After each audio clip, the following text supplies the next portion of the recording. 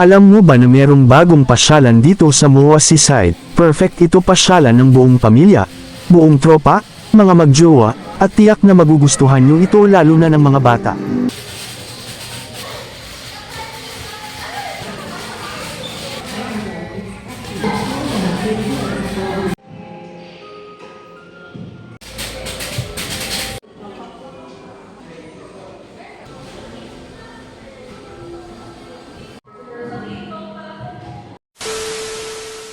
Ang magandang pasyalan nga na ito ay dito matatagpuan sa SB Zone Conrad, Seaside Boulevard, Pasay City. Kung kayo ay nasa MOA Seaside, madali nyo lang ito matunton dahil bandang harap lang ito ng malaking Ferris wheel.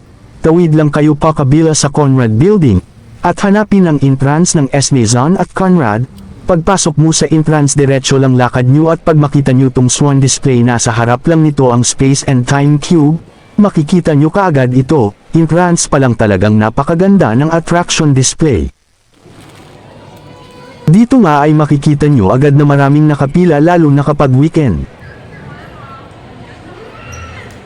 At ito nga ang price ng kanilang napakagandang pasyalan per head. Para sa adult ay 880 pesos, para naman sa kids ay 680 pesos, free naman para sa 2 years old pababa. Sa Rail Cinema naman ay 250 pesos per head naman. Nakabukod kasi ito dun sa package price na nabanggit natin sa una.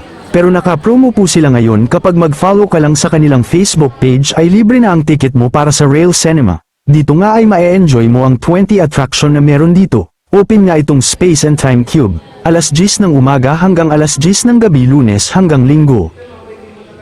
Una na nga naming pinuntahan itong square cube design na napakaganda. Maganda dito kumuha ng litrato o mag-selfie. Pwede rin kayo magpa-picture sa kanilang mga mababait na staff.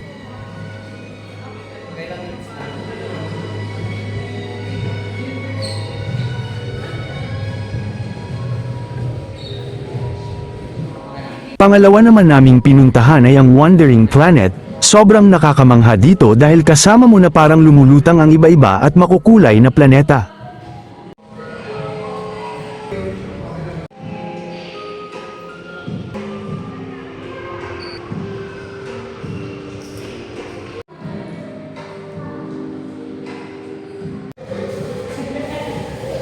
At ngayon ay dito naman kami sa Mirror Maze na tinatawag. Dito naman ay kailangan mong kapain ang iyong dinadaanan para di ka mauntog sa salamin.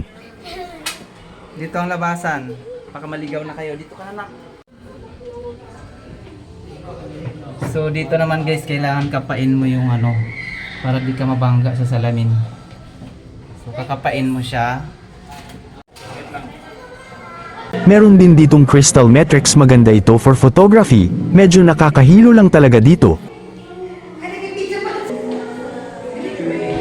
Kita ka na ka.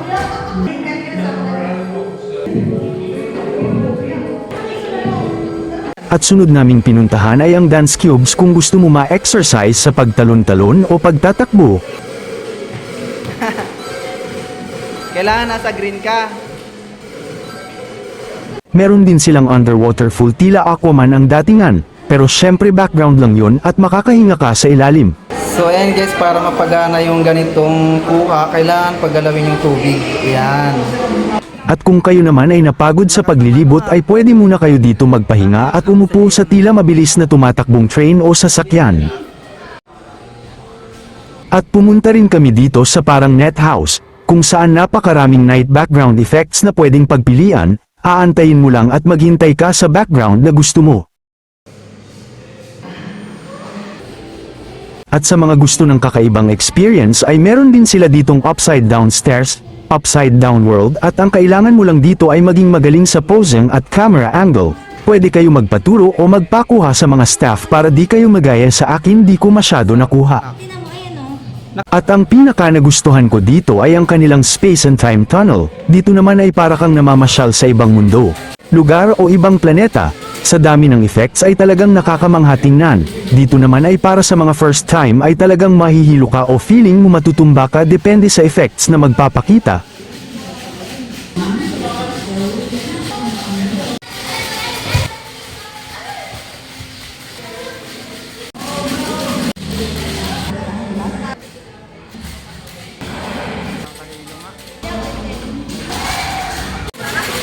At kung gusto mo namang maglaro kasama ng inyong mga anak, meron din ditong electronic shooting, temple run, ganito, at syempre ganito na maghahagis kayo ng bola at tila panghuhuli ng lamang dagat. At talagang mae-excite naman ang mga bata dito sa Fantasy Graffiti. Ito ay isang artwork na kung saan pipili ka doon ng mga drawing na iyong kukulayan, at pagkatapos mo itong kulayan ilalagay ito sa parang scan machine nila at pipindutin mo ito.